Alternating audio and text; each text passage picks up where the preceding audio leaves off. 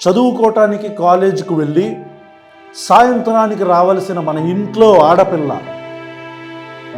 రాత్రి 10 అయినా సరే రాకపోతే మన కళ్ళ ముందు రోజు నవ్వుతూ తిరుగుతూ ఉండే మన ఇంట్లో ఆడపిల్ల పొద్దున్నే విగతజీవిగా చాలా దారుణమైన పరిస్థితిలో ఒక చెట్టుకి వేలాడుతూ కనిపిస్తే రోజు మన చేతులు పట్టుకొని తన లేత ఒంటితో మనల్ని ఆప్యాయంగా కౌగిలించుకునే మన ఇంట్లో ఆడపిల్ల పక్కటెముకలు విరిగిపోయి ఒళ్ళంతా ఘాట్లతో ఒళ్ళంతా రక్తంతో శవంలాగా కనపడితే ఇంత దారుణానికి ఒడిగట్టి మన ఇంట్లో ఆడపిల్లని అలా చేసిన దుర్మార్గులు ఎవరో 10-15 సంవత్సరాలు అయిపోతున్నా మనకు తెలియకపోతే చదువుకోవడానికి స్కూల్కి వెళ్ళి ఇంటికి రావలసిన తన కూతురు ఎందుకు చనిపోయింది, ఎవరు చంపారు అని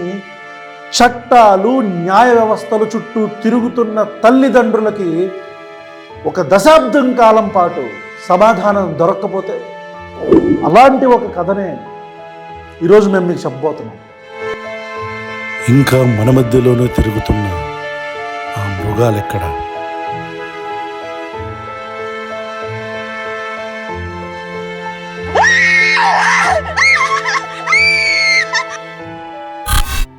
దక్షిణ భారతదేశంలోని ఒక ప్రాంతం. అప్పుడే ప్రజలకి వాళ్ళు ఎప్పుడూ చూడని ఒక సిచ్యువేషన్ కనిపించింది. ఒక చెట్టుకి 17-18 సంవత్సరాలు ఉండే ఒక అమ్మాయి వేలాడుతూ తను కాలేజ్ నుంచి ఏ డ్రెస్ మీద అయితే వస్తుందో ఆ డ్రెస్ అంతా చిరిగిపోయి పక్కటెముకలు విరిగిపోయి ఒళ్ళంతా ఘాట్లతో బ్లడ్ స్టెయిన్స్తో ఎవరో రక్కినట్టు ఎవరో తనని చాలా దారుణంగా హింసించిన పరిస్థితుల్లో కనిపించింది, చెట్టుకు వేలాడుతూ. అయితే ఆ అమ్మాయి డెడ్ బాడీని తీసి కింద పెట్టి చూస్తే ఇది చాలా దారుణమైన విషయం. ఆ అమ్మాయి వెజైనాలో దాదాపు 6 ఇంచుల మట్టిని కుక్కేశారు. 6 ఇంచుల మట్టిని కుక్కేశారు. అంటే ఆ అమ్మాయిని దారుణంగా మానభంగం చేసి, నేను ఇంగ్లీష్ పదాలు వాడట్లేదు ఎందుకంటే యూట్యూబ్ అల్గోరిథంలో పికప్ చేస్తారు, so I'm not using such words. అమ్మాయిని దారుణంగా అత్యాచారం చేసిన తర్వాత ఆ అమ్మాయి బాడీలో ఉండే సెమెన్ ఏదైతే ఉంటుందో అది పట్టుకుంటారు, దాన్ని ప్రకారం కూడా పట్టుకుంటారని చెప్పని అది మొత్తం డీకంపోజ్ అయిపోవాలి, అది మొత్తం తుడిచిపెట్టుకుపోవాలని చెప్పని ఆ అమ్మాయి వెజైనాలో 6 ఇంచులు 6 ఇంచెస్ అంత లోతుకి మట్టిని కుక్కేశారు. అంటే just imagine the brutality of the incident. ఈ ఇన్సిడెంట్ యొక్క బ్రూటాలిటీ ఒక్కసారి అర్థం చేసుకోండి. అయితే ఈ సంఘటన జరిగి దాదాపు ఒక దశాబ్దం దాటిపోతున్నా సరే ఇప్పటిదాకా ఆ అమ్మాయిని అలా ఎవరు చేశారో తెలియదు, ఇప్పటికీ తెలియదు. మీరు వింటున్నది నిజం. ఈ సంఘటన 2012 సంవత్సరం అక్టోబర్లో జరిగింది. 2012 సంవత్సరంలో సౌజన్య అనే ఒక వ్యక్తి కర్ణాటకలోని ఒక ప్రాంతంలో ధర్మస్థల అనే ఒక ప్రాంతంలో, ఆ పక్కనే ఉండే ఒక చిన్న ఊరిలో, ధర్మస్థల అనే ప్రాంతానికి ఆనుకొని ఉన్న ఆ ప్రాంతంలో ఉండే ఒక ఊరిలో కాలేజ్ చదువుతున్న సౌజన్య అనే పాప యాజ్ ఇట్ ఈజ్గా డైలీ కాలేజీకి వెళ్ళి ఆ కాలేజీ నుంచి తిరిగి వస్తున్న టైంలో ఆ అమ్మాయి బస్సు దిగి రావటం చూశారు. ఆ అమ్మాయి బంధువులు ఆ అమ్మాయి బస్సు దిగి రావటం చూశారు. ఆ అమ్మాయి రావటం ఆ పాప యొక్క బంధువులతో మాట్లాడటం జరిగింది. ఆ పాప వస్తున్నప్పుడు బేసిక్గా బస్ స్టాండ్ నుంచి ఆ అమ్మాయి వాళ్ళ ఇంటికి దాదాపు 1 కిలోమీటర్ నుంచి 1.5 కిలోమీటర్న్నర డిస్టెన్స్ ఉంటుంది. ఆ పాప దిగి దాదాపు 3.5 టైంలో కాలేజ్ అయిపోతే 3:30 నుంచి 4:30 మధ్య ప్రాంతంలో ఆ అమ్మాయి ఇంటికి వచ్చేసేయాలి. బస్సు దిగి బస్ స్టాప్ నుంచి తను ఇంటికి రావడానికి ఒక 10 నిమిషాలు టైం పట్టింది. అయితే 4:30 కాదు, ఎంత టైం అయినా సరే రాకపోయేసరికి వాళ్ళ అమ్మ నాన్న కంగారు పడుకుంటా పోలీస్ స్టేషన్కి వెళ్ళి, అయ్యా మా బిడ్డ ఇట్లా కనిపించట్లేదు అంటే, అక్కడ పోలీస్ స్టేషన్లో పోలీసులు చెప్పిన విషయం ఏంటంటే 24 గంటలు గడిచేదాకా కేసు మేము తీసుకోము, ఎక్కడ నా ఫ్రెండ్ వాళ్ళ ఇంటికి వెళ్ళి ఉంటుంది, లేకపోతే ఎవరైనా అబ్బాయిలతో వెళ్ళి ఉండొచ్చు, చూడండి అని చెప్పని అవమానకరంగా మాట్లాడటమే కాకుండా కేసును చాలా చిన్నగా చూశారు. సరే అని చెప్పని సిస్టంలో పాపం తల్లిదండ్రులు ఏం చేయగలరు? ఆ టైంలో వాళ్ళ దగ్గర నుంచి సపోర్ట్ లేకపోయేసరికి ఇప్పుడు అదే సంఘటన ఒక మంచి ఎమ్మెల్యే కూతురో, ఎంపీ కూతురో, ఒక మంత్రి కూతురో అయి ఉంటే పోలీస్ వ్యవస్థ అంతా, రాష్ట్రంలో ఉండే పోలీస్ వ్యవస్థ అంతా అలర్ట్ అయిపోయి కుక్కలతో సహా, జాగిలాలతో సహా అన్నీ పరిగెత్తుకుంటూ వచ్చేసాయి. కానీ పాపం వాళ్ళు మధ్యతరగతి, దిగువ మధ్యతరగతి కుటుంబం, పెద్ద పొలిటికల్ ఇన్ఫ్లుయెన్స్ లేదు, పెద్దగా డబ్బు లేదు, కాబట్టి యాజ్ ఇట్ ఈజ్గా మన సొసైటీలో జరిగే తంతు ఏదైతే ఉంటుందో అట్లాగే పోలీసులు రెస్పాండ్ అవ్వకపోగా కొంచెం హీనంగా మాట్లాడేసరికి వాళ్ళు అక్కడి నుంచి వెళ్ళిపోయి ఆ గ్రామంలో ఉండే, ఆ చుట్టుపక్కల ప్రాంతంలో ఉండే వాళ్ళందరికీ ఇన్ఫామ్ చేసి ఆ ఏరియాలో దాదాపు ఆ రాత్రి అంతా కూడా తిరిగితే ఆ పాప కనపడలా. దాదాపు 300 మంది దాకా ఆ పాప కోసం వెతికారు, ఆ పాప కనపడలా. అయితే తర్వాత రోజు ఆ పాప వాళ్ళ ఇంటికి సుమారు 300 మీటర్ల దూరంలోనే ఒక చెట్టుకు వేలాడుతూ కనిపించింది శవంగా. ఎవరో దారుణంగా అత్యాచారం చేసి చంపితే. అయితే ఇక్కడ పోలీసులు ఈ సిచ్యువేషన్ జరిగిన తర్వాత అక్కడుండే ప్రజలందరూ అసలు నువ్వు కంప్లైంట్ ఎందుకు తీసుకోలేదని పోలీసుల మీదకు వెళ్ళి యాజ్ ఇట్ ఈజ్గా ఒక చిన్న టైప్ ఆఫ్ యాజిటేషన్, ఒక కోపోద్రిక్తులైన వీళ్ళందరూ కూడా పోలీస్ స్టేషన్ మీదకు వెళ్ళి ఇదంతా జరిగినప్పుడు పోలీసులు ఆ సిచ్యువేషన్ నుంచి బయటికి వచ్చే క్రమంలో కావచ్చు, లేకపోతే అత్యవసరంగా నిందితుడిని పట్టుకోవాలని కావచ్చు, ఒక వ్యక్తిని అరెస్ట్ చేశారు. అయితే ఆ వ్యక్తి పేరు సంతోష్రావు అనే వ్యక్తిని పట్టుకొచ్చి ఇతనే ఈ తప్పును చేశాడు అని చెప్పారు. చెప్తే యాక్చువల్లీ అందరికీ ఒక రకమైన ఆశ్చర్యం కలిగింది. ఇదేంటి, బేసిక్గా చిన్న దొంగతనం జరిగితే దొంగను పట్టుకోవటానికి సంవత్సరాలు టైం తీసుకునే మన పోలీసులు ఇంత పెద్ద బ్రూటల్ మర్డర్ చేసిన ఒక వ్యక్తిని, బ్రూటల్ మర్డర్ చేసిన ఆ నిందితుడిని ఎలా అనుకున్నాం, నిందితుడిని ఇమ్మీడియట్ డే పట్టేసుకున్నారా 24 గంటల్లో? హౌ ఎట్లా? ఇలా మీకెట్లా అయితే డౌట్ వచ్చిందో ఇదే డౌట్ ఆ పిల్ల తల్లిదండ్రులకు వచ్చింది, అట్ ద సేమ్ టైం ఆ గ్రామ ప్రజలకి వచ్చింది. అయితే తర్వాత తెలిసిన విషయం ఏంటంటే ఈ సంతోష్రావు అనే వ్యక్తి హీ ఈజ్ మెంటల్లీ ఏబుల్డ్, అంటే ఛాలెంజ్డ్ పర్సన్. అతను మానసికంగా ఒక రుగ్మత కలిగిన వ్యక్తి. మానసికంగా అతని పరిస్థితి బాలేదు. అతను అక్కడ లోకల్ ఫెస్టివల్ జరుగుతుంటే దానికి అటెండ్ అవ్వటానికి వచ్చి ఆ ఘటనా స్థలం జరిగిన కొంత దూరంలో అతను నుంచొని ఉంటే అక్కడ ఉండే గ్రామ ప్రజలు ఈ నాకాబందీలాగా తిరిగారు కదా ఆ ముందు రోజంతా కూడా, ఇతను ఎవరో వేరే ఊరు అతనిలాగా ఉన్నాడు, ఇక్కడ అతనిలా లేడు అని చెప్పని అతని బేసిక్గా మెంటల్లీ ఛాలెంజ్డ్ పర్సన్స్ ఎవరెవరైతే ఉంటారో వీళ్ళందరి కొంచెం హావభావాలు కావచ్చు, ఇవన్నీ కొంచెం డిఫరెంట్గా ఉంటాయి కదా, అంటే they will not be normal. అట్లా చేస్తున్న అతన్ని మేబీ సైకోపాత్ అనుకోను, లేకపోతే ఇతనే చేశాడన్న అనుమానంతోనో ప్రజలు పట్టుకొని, అక్కడ ఉండే లోకలైట్స్ పట్టుకొని అతన్ని తీసుకెళ్ళి పోలీసులకు అప్పచెప్పారు. ఇక ఆశ్చర్యంగా పోలీసులు ఇతనే చేశాడు ఈ హత్యని, ఈ అత్యాచారాన్ని, ఆ పాపని ఇతనే చంపాడు అని నిర్ధారించేశారు. ఎట్లా? యాజ్ ఇట్ ఈజ్గా పోలీస్ ట్రీట్మెంట్ ఇచ్చారు. ఇస్తే ఇమ్మీడియట్గా ఇదంతా కూడా 1-2 రోజుల్లో జరిగిపోయింది. పాప చనిపోవటం, పోలీసులకి తీసుకొచ్చి ఆ గ్రామ ప్రజలు, ఆ లోకలైట్స్ అందరూ తీసుకొచ్చి పోలీసులకి సంతోష్రావుని అప్పచెప్పటం, సంతోష్రావు ఒప్పేసుకోవడం కూడా జరిగిపోయింది. అంతే కదా, బేసిక్గా భయమో లేకపోతే దెబ్బల నొప్పికి తాళలేకో ఖచ్చితంగా అతను మెంటలీ ఛాలెంజ్డ్ అయినా నార్మల్ వ్యక్తులైనా సరే ఖచ్చితంగా ఒప్పేసుకుంటారు కదా. అతను ఒప్పేసుకోవటం జరిగింది. తర్వాత అతన్ని సీన్ రీక్రియేట్ చేసే ప్రాసెస్లో భాగంగా ఎక్కడికైతే తీసుకెళ్లారో, అతను నేను ఇక్కడే చేశాను అమ్మాయిని హత్య అని చెప్పాడు. ఆ హత్య జరిగిన ప్రాంతానికి సంబంధించిన మట్టి ఎవిడెన్సెస్ ఇవి ఫారెన్సిక్ రిపోర్ట్లో ఎవరైతే విక్టిమ్ సౌజన్య ఉందో, ఈ విక్టిమ్ సౌజన్యకి సంబంధించిన బాడీ మీద దొరికిన ఆ ట్రేసెస్లో భాగంగా ఉండే మట్టి లేకపోతే ఆ చుట్టుపక్కల ఉండే ఎవిడెన్సెస్ ఇవి మ్యాచ్ కావాలి. This is point number 1. And Santosh Rao lawyer ఎవరైతే ఉన్నారో అతను కొన్ని కీలకమైన క్వశ్చన్స్ చేశారు. అయితే సంతోష్రావు లాయర్ క్వశ్చన్స్ చేసే ముందు మనకి యాజ్ ఇట్ ఈజ్గా ఎవడైతే దొరుకుతాడో మనకి ఇమ్మీడియట్ జస్టిస్, ఇన్స్టాంట్ జస్టిస్ కావాలి కదా. ఇన్స్టాంట్ మ్యాగీ లాగా ఇన్స్టాంట్ జస్టిస్ కావాలి. నిజంగా అక్కడ అతను చేశాడా, తప్పు చేయలేదా, ఇవన్నీ మనకు అనవసరం. కానీ దొరికినోడిని ఫస్ట్ అర్జెంటుగా చంపేయాలి అని వీళ్ళు ధర్నాలు చేయటం మొదలుపెట్టారు.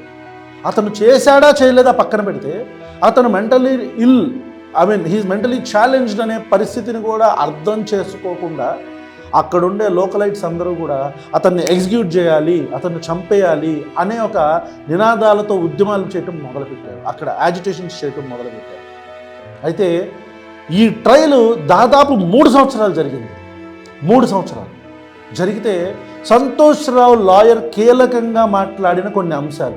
పాయింట్ నెంబర్ 1, నేత్రావతి నది దగ్గర ఆ పాపని అట్లాంటి ఒక దారుణమైన పరిస్థితుల్లో కనిపించింది. అంటే ఆ పాపని చంపి ఉరేసి, మానభంగం చేసి ఉరేసి, అక్కడ చంపే అమ్మాయికి ఎక్కడైతే ఉరేశారో అది నేత్రావతి నదికి ఒడ్డున జరిగింది. ఆ పాప అక్కడ దొరికింది దాదాపు 300 మీటర్ల దూరంలో, ఎక్కడికి, వాళ్ళ సొంత ఇంటికి. అయితే ఈ సంతోష్రావు అనే వ్యక్తి ఆ పర్టికులర్ లోకల్ గ్రామానికి చెందిన వ్యక్తి కాదు. అతను శృంగేరి నుంచి వచ్చాడు. అయితే లాయర్ వేసిన మొదటి ప్రశ్న, సంతోష్రావు అనే వ్యక్తి ఒకవేళ నిజంగా ఈ హత్య, మానభంగం, ఉరివేయటం చేసుంటే అతను ఆ ప్రాంతం నుంచి అబ్స్కాండ్ అయిపోకుండా ఎందుకు అక్కడే ఉంటాడు అనేది లాయర్ వేసిన మొదటి ప్రశ్న. అండ్ నెంబర్ 2, ఆ సిచ్యువేషన్ని చూస్తే, ఆ సంఘటనని చూస్తే ఆ పాప ఆ పరిస్థితుల్లో ఉంది కదా, అట్లా ఒక 17 సంవత్సరాల ఆడపిల్లని ఒక చెట్టుకు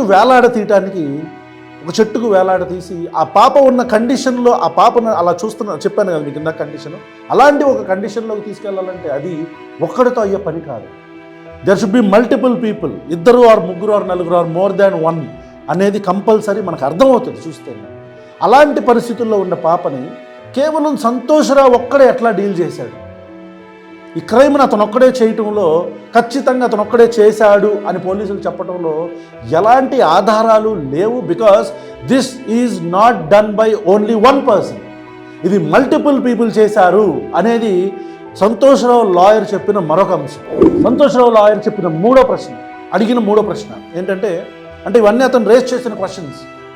ఇప్పుడు ఒక మర్డర్ అండ్ ఒక అత్యాచారం అండ్ మర్డర్ జరిగినప్పుడు, హత్య జరిగినప్పుడు, అక్కడ అత్యాచారం జరిగిన తర్వాత ఆ సెమెన్ అనేది కలెక్ట్ చేసి ఇమ్మీడియట్గా ఫారెన్సిక్ ల్యాబ్కి పంపించారు. కానీ ఆ ప్రాంతంలో ఉండే పోలీసులు ఆ సెమెన్ని కలెక్ట్ చేయకపోగా దాదాపు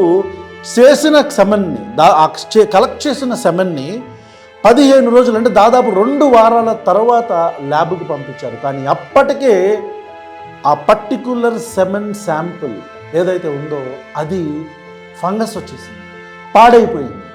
ఇది పోలీసులు కావాలని చేశారా చేయలేదా అనేది ఆ లాయర్ పర్టికులర్గా అడగకపోయినా, ఈ పర్టికులర్ తప్పిదం ఏదైతే ఉందో, అంటే ఇమీడియట్గా తీసి ఆ సెమెన్ని స్వాబ్తో కలెక్ట్ చేస్తారు. స్వాబ్తో కలెక్ట్ చేసి విక్టిమ్ యొక్క బాడీలో ఉండే సెమెన్తో కంపేర్ చేస్తారు. చేసి ఈ రెండింటిని ఫారెన్సిక్ ల్యాబ్ పంపించి కంపేర్ చేస్తారు కదా, ఇది ఒక రోజులో జరిగిపోవాలి, 1-2 రోజుల్లో. కానీ 2 వారాలు, దాదాపు 15 రోజుల దాకా ఇది జరగల. ఇది ఎవరిని కాపాడటం కోసం, ఎంతమంది అమాయకుల్ని ఇరికించడం కోసం, సంతోష్రావు లాంటి అమాయకుల్ని ఇరికించడం కోసమే, ఇది ఎవరిని కాపాడటం కోసమో అని లాయర్ ప్రశ్నించాడు. ఇది ఎవరిని కాపాడటం కోసం పోలీసులు ఇలా చేశారు అని. ఇంకొక ఇంపార్టెంట్ పాయింట్ ఏంటంటే, సంతోష్రావు అనే వ్యక్తి ఫిమోసిస్ అంటే PHIMOSIS ఫిమోసిస్ అనే ఒక కండిషన్తో బాధపడుతున్నాడు. ఈ కండిషన్తో బాధపడే ఎలాంటి వ్యక్తి అయినా సరే, ఈ కండిషన్తో అంటే Santosh Rao is not only mentally challenged but he is also having a condition called phimosis. ఈ ఫిమోసిస్ ఉండే వ్యక్తులు, కండిషన్ ఉండే వ్యక్తులు ఒక వ్యక్తితో సెక్స్ చేయటానికి కుదరదు. ఎందుకంటే ఆ ఫోర్ స్కిన్ అంతా టేర్ అయిపోద్ది.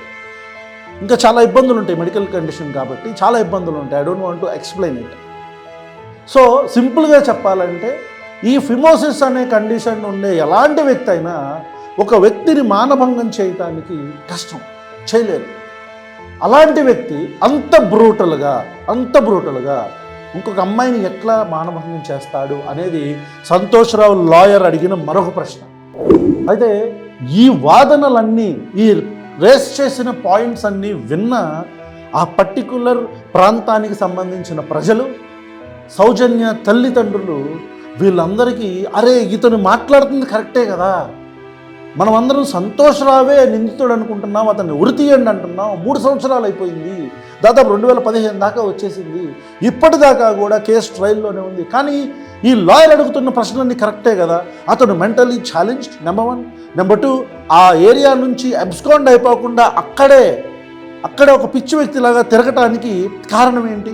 నిజంగా అలాంటి ఒక దారుణమైన సంఘటన చేసిన వ్యక్తి అక్కడి నుంచి పారిపోతాడు కదా, పారిపోకుండా అక్కడే ఎలా ఉన్నాడు? నెంబర్ 3 అతను ఫిమోసిస్ అనే ఒక జబ్బుతో బాధపడుతున్నాడు, అతను ఎలా చేయగలడు? నెంబర్ 4 పోలీసులు ఎవరిని కాపాడటానికి ఫస్ట్ దీంట్లో 2 పాయింట్లు. మళ్ళీ పోలీసులు ఎవరిని కాపాడటానికి ఆ స్వాబ్ని తీసుకొని, విక్టిమ్ స్వాబ్తో సంతోష్రావు సెమన్ తీసుకొని, విక్టిమ్ ఏదైతే ఉందో విక్టిమ్ బాడీలో ఉండే సెమన్ రెండింటిని కంపేర్ చేసి స్వాబ్ కలెక్షన్ అంటారు దీన్ని తీసుకొని ఫారెన్సిక్ ల్యాబ్కి ఎందుకు పంపలేదు immediate day? And number 2 same క్వశ్చన్లో ఇంకొక పాయింట్ ఏంటంటే, పంపిస్తే 12 నుంచి 15 రోజులు ఎందుకు ఆగారు? దాదాపు 12 రోజులు, 2 వారాలు దాదాపు ఆపి వీళ్ళు ఆ సెమన్ పంపించేసరికి ఇక్కడ ఫంగస్ వచ్చిందని చెప్పాను కదా. So it is not okay for testing. ఈ ప్రశ్నలన్నీ కూడా ప్రజల్లో కూడా వెళ్ళేసరికి వాళ్ళకు కూడా అరే ఏంటి, నిజంగా పోలీసులు ఎవరినైనా కాపాడటానికి ఇట్లా చేస్తున్నారా అని ప్రజలకు వాళ్ళకు కూడా ఒక సందేహం వచ్చి వాళ్ళు మళ్ళీ అగైన్ యాజిటేషన్ స్టార్ట్ చేయడం మొదలుపెట్టారు. పోలీసుల మీద ప్రెజర్ తీసుకురావడం మొదలుపెట్టారు. వాళ్ళు ఆ పర్టికులర్ ప్రాంతంలో ఉండే ధర్మకర్తతో సహా అందరి మీదకి వెళ్ళి గొడవ చేయటం మొదలుపెట్టారు. అప్పుడు కేసుని సిబిఐకి అప్పచెప్పడం జరిగింది. సిబిఐకి కేసు అప్పచెప్పిన తర్వాత తెలిసిన విషయాలు ఏంటంటే, ఈ డ్యూ కోర్సులో ఆ లోకల్ పోలీసులు మొత్తం ఆధారాలన్నీ కూడా చెరిపేశారు. అంటే ఫస్ట్ ఆఫ్ ఆల్ వాటిని ప్రాపర్గా కలెక్ట్ చేయలేదు. కలెక్ట్ చేసిన ఆధారాలని కూడా ఫంగస్ వచ్చేటట్టు చేయటం, ఆధారాలన్నీ కూడా పక్కకు పడేయటం, ఇవన్నీ కూడా చేశారు. దీంతో పాటు సిబిఐకి వాళ్ళు ఇచ్చిన బేసిక్ ఇన్ఫర్మేషన్తోనే, వాళ్ళు కూడా ఎవరు లోకల్ పోలీసులు ఇచ్చే ఇన్ఫర్మేషన్తోనే సిబిఐ కూడా ఇంట్రాగేట్ చేస్తుంది. మళ్ళీ సిబిఐ వెళ్ళి కొత్తగా కలెక్ట్ చేయడానికి అక్కడ ఎవిడెన్సెస్ ఏమి ఉండవు కదా. సో లోకల్ పోలీసులు ఆల్రెడీ తీసుకున్న ఇన్ఫర్మేషన్, ఎవిడెన్సెస్, సబ్స్టాన్షియల్ ఎవిడెన్సెస్ ఏవైతే ఉంటాయో వాటిని బేస్ చేసుకుని సిబిఐ కూడా కేసులో ముందుకెళ్తుంది. అండ్ సిబిఐకి పోలీసులు ఇచ్చిన ఇన్ఫర్మేషన్లో సంతోష్రావు అనే పేరు తప్ప ఇంకా ఎలాంటి అనుమానితుల పేర్లు ఎక్కడ యాడ్ చేయకపోవడంతో, ఆ అనుమానితుల పేర్ల గురించి లేకపోతే చేసిన ఆ ఎవిడెన్సెస్ని సబ్మిట్ చేయకపోవడంతో పోలీస్ ఇంట్రాగేషన్ కూడా మొత్తం సంతోష్రావు సెంట్రిక్గానే జరిగి ఫైనల్గా ఇతనే చేశాడు అని సిబిఐ కూడా చెప్పింది. కానీ ఎవిడెన్సెస్ ఏమీ సబ్మిట్ చేయలేకపోయింది సిబిఐ. పాపం ఈ మొత్తం ప్రస్థానంలో 2012 నుంచి ఇప్పుడు 5-6 సంవత్సరాలు అయిపోగా సంతోష్రావు తల్లి ఈ ట్రామా భరించలేక చనిపోయింది. ఈ ట్రామాని భరించలేక చనిపోయింది. సో వాళ్ళమ్మ చనిపోయిన తర్వాత ఈ కేసు అట్లా నడుస్తుంది కదా, దీన్ని మీరు అట్లాగే మైండ్లో పెట్టుకొని ఉంచండి.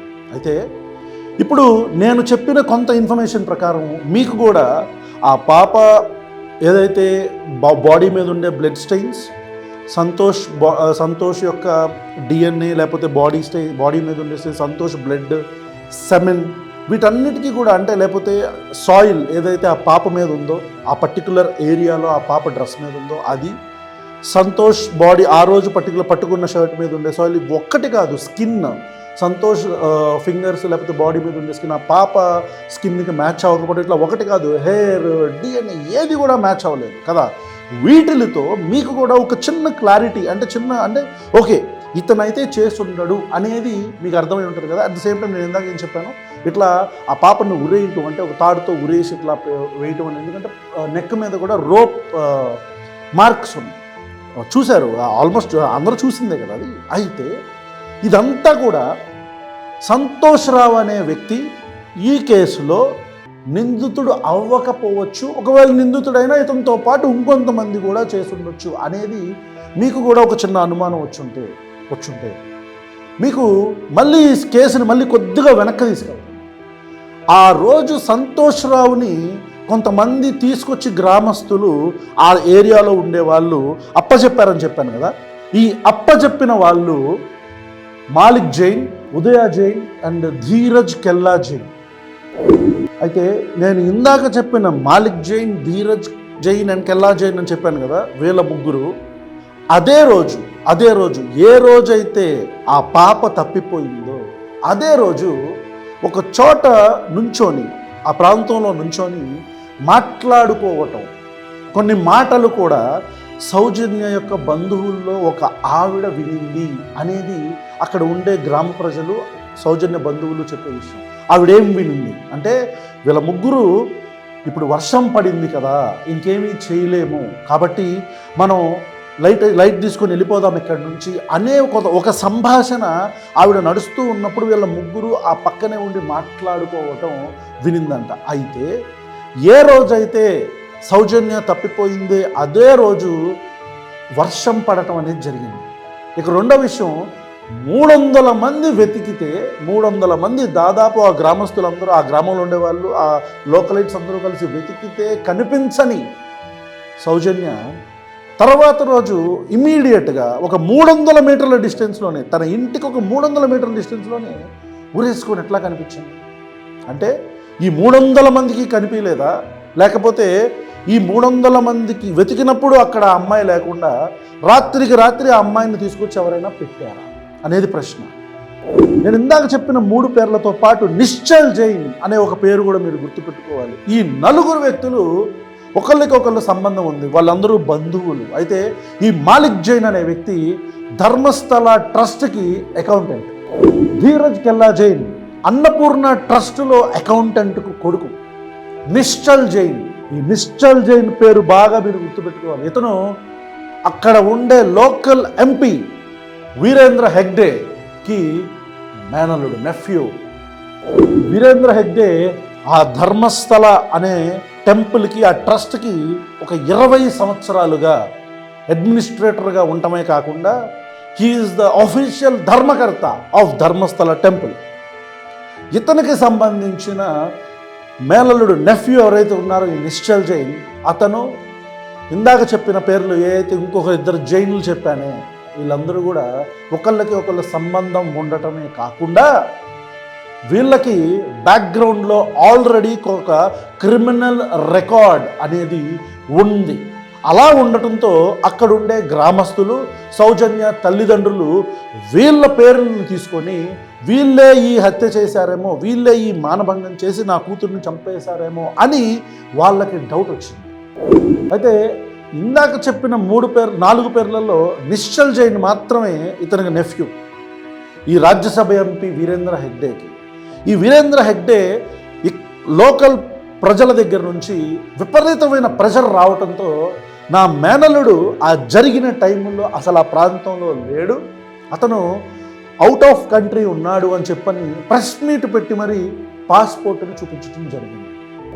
నేను ఈ నిశ్చల్ జైన్ కాకుండా ఇంతకు ముందు చెప్పిన ఈ ముగ్గురు ఎవరెవరైతే ఉన్నారో వీళ్ళందరి మీద పోలీసులు కేసు పెట్టకపోవడంతో సౌజన్య తండ్రి బలంగా మాట్లాడుతూ బలంగా నిలబడి ఆ ముగ్గురిని కూడా ఎప్పుడైతే నిశ్చల్ జైన్ ఈ కేసు నుంచి బయటకు వచ్చేసాడో అంటే నిశ్చల్ జైన్ ఇక్కడ లేడు అని ఎప్పుడైతే తేలిందో ఈ మిగతా ముగ్గురు మాలిక్ జైన్ వీళ్ళందరూ ఎవరైతే ఉన్నారో వీళ్ళ ముగ్గురిని కూడా దీంట్లో యాడ్ చేయాలి అని చెప్పి సౌజన్య తండ్రి కోర్టులో ఒక పిటిషన్ వేశారు. వేస్తే కేసు సిఐడి నుంచి సిబిఐకి వచ్చిన తర్వాత కోర్టు 2016-17లో అతన్ని కూడా యాడ్ చేయాలని చెప్పని చేసినా కూడా సిబిఐ ఫైనల్ దర్యాప్తు అంతా కూడా సంతోష్ రావు కేంద్రీకృతంగానే జరిగింది. సంతోష్ రావు కేంద్రీకృతంగానే జరగడంతో నేను ఇందాక చెప్పినట్టు he was the centre point. వాళ్ళు కొన్ని ఎవిడెన్సెస్ తీసుకొని కోర్టుకు వెళ్ళి ఇదిగోండి ఏ ఎవిడెన్సెస్ ఇతనే కల్ప్రిట్, ఇతనే అక్యూజ్డే కల్ప్రిట్ అని చెప్పని అతని మీద సంతోష్ రావు మీద మాట్లాడితే కోర్టు ఈ ఎవిడెన్సెస్ మీరు ఏమేమైతే ఇచ్చారో ఇవన్నీ కూడా స్ట్రాంగ్గా లేవు కాబట్టి సంతోష్ రావు అక్యూజ్డ్ అని మీరు అంటున్నా లేకపోతే అతనే నిందితుడని మీరు అంటున్నా సరే మేము దీన్ని పరిగణించమని చెప్పని సంతోష్ రావుని ఫైనల్గా 2023లో అతను నిరపరాధి అని చెప్పని సంతోష్ రావుని కోర్టు రిలీజ్ చేసింది. అయితే ఈ మధ్యలోనే 2000 మరి ఇంకో ముగ్గురు కూడా అలైన్ అయి ఉన్నారు కదా ఈ కేసులో. మరి వాళ్ళ పరిస్థితి ఏంటంటే ఈ ముగ్గురు 2016-17లోనే స్టే తెచ్చుకున్నారు. మమ్మల్ని ఇక్కడి నుంచి స్టే కూడా కాదు, మమ్మల్ని దీంట్లో నుంచి ఈ కేసు నుంచి బయట పెట్టండి, మాకు దీనికి సంబంధం లేదని చెప్పని అయితే కోర్టు వాళ్ళ ముగ్గురిని కేసు నుంచి తీసేసింది. సో ఫైనల్గా ఉన్న సంతోష్ రావు ఏమో కల్ప్రిట్ కాదు, అతను అక్యూజ్డే, అతను కన్విక్టెడ్ కాదు, అతను తప్పు చేయలేదు, మీరు ఇచ్చిన సాక్ష్యాధారాలు సరిపోవు అని చెప్పని కోర్టు చెప్పి అతన్ని వదిలేసింది. ఆల్రెడీ ఆ ముగ్గురు జైన్లని కూడా వదిలేసింది. వీరేంద్ర హెగ్డే మేనల్లుడేమో ఇండియాలో లేడు. మరి వీళ్ళందరూ కూడా సౌజన్యం చంపకపోతే మరి ఎవరు చేశారు ఈ పని? కాబట్టి కోర్టు ఆ ఎంక్వైరీ చేసిన మొత్తం పోలీస్ డిపార్ట్మెంట్ మీద యాక్షన్ తీసుకోమని చెప్పని మళ్ళీ ఒక తీర్పు ఇచ్చింది. యాక్షన్ తీసుకోమని చెప్పని ఆర్డర్ చేశారు. ఇప్పుడు మనం ఆలోచించాల్సిన విషయం ఏంటంటే మరి ఈ హత్యలు ఎవరు చేశారు? ఈ హత్య ఎవరు చేశారు? ఒక 17 ఏళ్ల పాపని అతి దారుణంగా ఆ పాప కాలేజ్ నుంచి వస్తుంటే మధ్యలో రోడ్డు మీద ఆపేసి ఎవరు ఆపారు తీసుకొని వెళ్ళి ఆ పాపని అత్యాచారం చేసి చంపేసి పక్కటెముకలు ఇరిపి బాడీలో తన బ్రెస్ట్ కిందంతా మొత్తం బోన్స్ బ్రేక్ అయిపోయి ఒళ్ళంతా ఘాట్లతో రక్తంతో నిండిపోయి ఆ పాప బట్టలన్నీ చిరిగిపోయి ఆ పాప చనిపోయినా సరే వీళ్ళ క్రూరత్వం ఎలా ఉందంటే క్షమించాలి, ఎవిడెన్సెస్ దొరకకూడదని 6 అంగుళాల మట్టిని ఆ పాప యోనిలోకి దింపి కుక్కి ఆ పాపని తాడుతో కట్టి ఉరేసేశారు.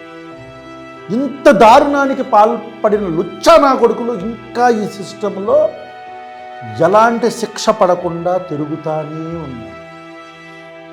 వాళ్ళందరి మధ్యలోనే మన అమ్మలో, మన అక్కలో, మన పిల్లలు అందరూ తిరుగుతున్నారు. ఆ మృగాల మధ్యలోనే మన బంధువులు తిరుగుతున్నారు, మనం తిరుగుతున్నాం. వాళ్ళు ఏమీ చేయని అమాయకుల్లాగా మనందరి మధ్యలోనే తిరుగుతున్నాం. అది ఎక్కడైనా సరే, అది కర్ణాటక అయినా సరే, ఇంకా ఎక్కడైనా సరే. ఈ న్యాయ వ్యవస్థల్లో, పోలీసు వ్యవస్థల్లో, ఈ సిస్టంలో ఉండే లూప్ హోల్స్ను వాడుకొని డబ్బు, అధికార, మదం, పరపతి అన్నీ ఉండి అమాయకులైన ఆడపిల్లలని ఇష్టం వచ్చినట్టు చేసి చక్కగా తిరుగుతున్నారు. వీళ్ళకి మరి ఎలాంటి శిక్షలు పడాలి? అయితే ఇప్పుడు ఈ కేసు గురించి ఎందుకు చెప్తున్నానంటే ఇప్పుడు కర్ణాటకలో ఇదే హాట్ టాపిక్. ఎందుకంటే ఒక యూట్యూబర్ సమీర్ అనే వ్యక్తి ఈ ఇష్యూ గురించి బయటకు తీసుకొచ్చి మాట్లాడేసరికి ఆ వీడియో వైరల్ అయ్యేసరికి సోషల్ మీడియా రేజ్ వచ్చి ఇమీడియట్గా ప్రజలు కూడా ప్రొటెస్ట్ చేయడం మొదలుపెట్టారు. మళ్ళీ ఈ కేసుకి అటెన్షన్ వచ్చింది. అయితే ఆశ్చర్యకరంగా ఈ వీడియో చేసిన యూట్యూబర్తో సహా ఆ వీడియోని తీపిచ్చేయటం, దాంతోపాటు ఇతనికి సపోర్ట్ చేస్తున్న యూట్యూబర్స్కి డెత్ థ్రెట్స్ ఇవ్వటం, యాక్సిడెంట్లు జరగటం, ఇలాంటి ఒక దారుణాలు జరుగుతున్నాయి కర్ణాటక రాష్ట్రంలో. అయితే మన రాష్ట్రం కాకపోవచ్చు, మన ప్రాంతం కాకపోవచ్చు, కానీ జరిగింది ఒక ఆడపిల్లకి. చేసింది ఎవడో నేను మీకు చెప్పకర్లా. కాబట్టి మన సైడ్ నుంచి ఈ ఒక్క వీడియోతోనే కాకుండా చెప్పాను కదా, ఇప్పటి నుంచి ప్రతి వారం అది ప్రతి శనివారం కానీ ఆదివారం కానీ ఒక వీడియోతో మీ ముందుకు వస్తూ ఒక ఆన్లైన్ పిటిషన్తో ఈ సిస్టమ్ మీద ఒక కొద్దిపాటి ప్రెజర్ని క్రియేట్ చేద్దాం, సొసైటీకి మన తరపు నుంచి కూడా ఏమన్నా ఇద్దాం అనే ఆలోచనతో చేస్తున్నా. అంటే గ్రౌండ్ లెవెల్లో కూడా చేయాలి, పనులు ఇంకా ఎక్కువ చేయాలన్న ఆలోచనతో ఈ యొక్క ఇనిషియేటివ్ తీసుకున్నాం. కాబట్టి సౌజన్యాకి న్యాయం జరగాలనుకుంటే, మన తరపు నుంచి కూడా మనం ఏదైనా చేయాలనుకుంటే ఈ వీడియోకి ఒక లైకో, షేరో, కామెంటో పెట్టడం కాకుండా మీరు కూడా ఆన్లైన్ పిటిషన్లో సైన్ చేయండి. వెబ్సైట్ www.teamprashna.com, నేను లింక్ ప్రొవైడ్ చేస్తాను. లోపలికి వెళ్ళండి, దాంట్లో సపరేట్ ట్యాబ్ ఉంటుంది. ఆ ట్యాబ్ మీద క్లిక్ చేయండి. ఇఫ్ పాసిబుల్ ఆ లింక్ కూడా నేను పెట్టిస్తాను, ఆ ట్యాబ్కి డైరెక్ట్ లింక్. పిటిషన్ సైన్ చేయండి. And then let us strive hard for a better society. Next week మళ్ళీ ఇంకొక కేసుతో, మళ్ళీ ఇంకొక బాధితురాలి కథతో, మళ్ళీ న్యాయం, చట్టం అని చెప్పుకోబడుతున్న మన అతిపెద్ద డెమోక్రటిక్ సిస్టంలో ఇప్పటికీ న్యాయం జరగని మరొక ఆడపిల్ల కథతో మళ్ళీ వస్తాం. Thank you.